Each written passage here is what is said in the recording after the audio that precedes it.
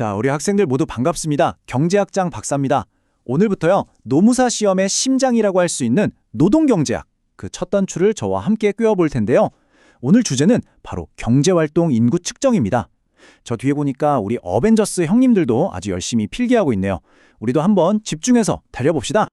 자, 시작하기 전에 아마 이런 질문을 하는 친구가 있을 거예요.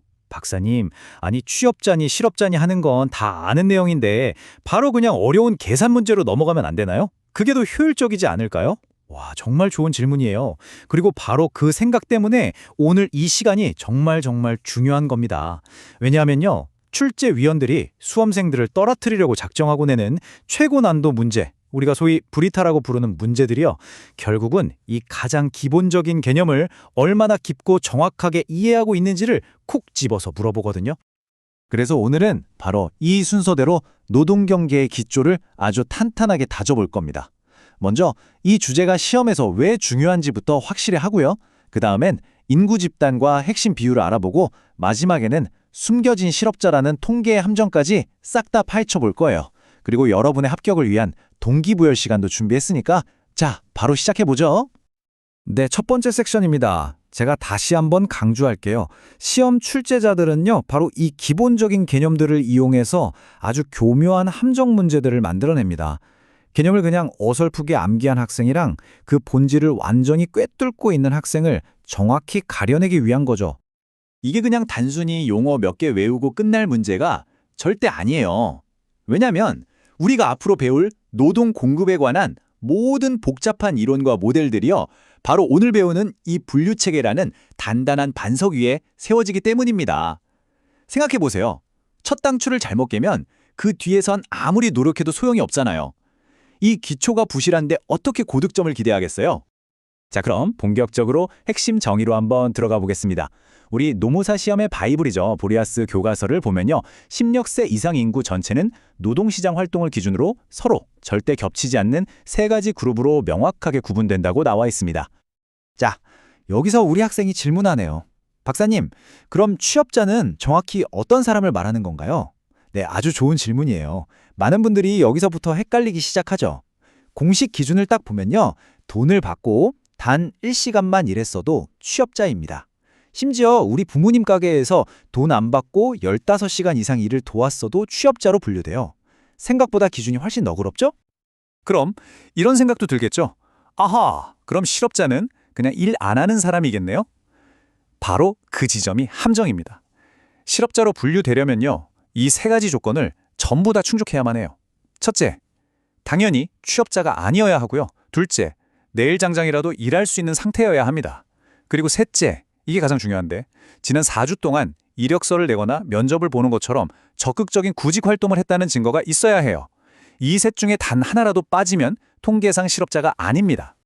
자, 그럼 방금 배운 두 집단, 그러니까 현재 일하고 있는 취업자와 일자리를 아주 적극적으로 찾고 있는 실업자, 이 둘을 합치면 뭐가 될까요? 바로 노동경제 분석에서 가장 중요한 집단인 경제활동인구, 영어로는 레이버 포스가 됩니다. 이 사람들이 바로 노동시장의 주인공들이라고 할 수 있죠. 화면에 보이는 이 수식을 한번 보세요. LF equal E 플러스 U. 모든 노동시장 통계는요, 바로 이 공식 하나에서 시작됩니다. 취업자와 실업자를 더하면 경제활동 인구가 된다. 와, 너무 단순해 보이죠? 하지만 앞으로 우리가 마주할 모든 계산 문제의 기초가 되는 가장 강력한 공식입니다. 이 그림 자체를 머릿속에 사진 찍듯이 꼭 저장해 두세요. 좋습니다. 이제 핵심 선수들을 모두 정의했으니까 이 선수들의 규모를 서로 비교해서 노동시장의 동향을 파악하는 세 가지 핵심 비율에 대해 알아볼 시간입니다. 정부나 중앙은행이 경제정책을 결정할 때 가장 중요하게 쳐다보는 바로 그 지표들이죠. 자, 우리 학생이 손을 들었네요. 박사님, 뉴스에서 맨날 경제활동 참가율이라는 게 나오던데 그건 대체 뭔가요? 네, 바로 그게 첫 번째 핵심 비율입니다. 한번 자세히 뜯어보도록 하죠. 자, 여기 공식을 함께 분석해 봅시다. 분자, 그러니까 위쪽에는 경제활동 인구 LF가 있고요. 분모, 아래쪽에는 전체 인구 P가 있네요. 과연 이 비율이 우리에게 뭘 말해주려는 걸까요? 이 비율은요, 일할 수 있는 능력이 있는 전체 인구 중에서 실제로 나 일하고 싶어 하고 노동시장에 참여한 사람이 얼마나 되는지를 보여주는 지표입니다. 한마디로 우리 사회의 노동 참여 의지를 측정하는 거죠. 이 비율이 올라간다는 건 일하려는 사람이 많아진다는 뜻이니까 경제에 활력이 돈다는 긍정적인 신호로 볼 수 있습니다. 이때 또 다른 학생이 질문하네요. 박사님, 그럼 이건 고용률이랑 비슷한 거 아닌가요? 둘 다 일하는 사람 비율 같아서 좀 헷갈려요. 와, 정말 날카로운 질문입니다. 실제로 정말 많은 수험생들이 헷갈려하는 부분이죠. 다음 슬라이드에서 고용률 공식을 보면서 그 차이를 명확하게 정리해 봅시다. 자, 고용률 공식을 보세요. 분모는 아까랑 똑같이 전체 인구 P입니다. 그런데 결정적인 차이가 보이시나요? 바로 분자, 위쪽에 있는 녀석이 달라졌죠. 맞습니다. 고용률의 분자는 경제활동 인구 LF가 아니라 취업자 E예요. 즉, 전체 인구 중에서 실제로 일자리를 가지고 일하고 있는 사람의 비율을 보여주는 겁니다. 일할 의사가 있는 사람의 비율, 즉 경제활동 참가율과 실제 일자리를 가진 사람의 비율, 즉 고용률은 이렇게 명백히 다른 개념이라는 거 이제 아시겠죠? 자, 이제 차이가 이해됐다는 표정이네요. 그럼 이제 마지막 질문이 나와야죠. 아, 박사님, 이제 알겠어요. 그럼 제일 유명한 지표인 실업률은 어떻게 계산되는 건가요? 좋습니다. 드디어 가장 중요하고 또 가장 오해하기 쉬운 지표가 나왔습니다. 실업률 공색을 화면 가득 크게 한번 봅시다. 분자는 실업자, U입니다. 그런데 아주 중요한 포인트가 바로 분모에 숨어 있습니다. 혹시 발견했나요? 바로 이겁니다. 실업률의 분모는 전체 인구 P가 아니라 경제활동 인구 LF입니다.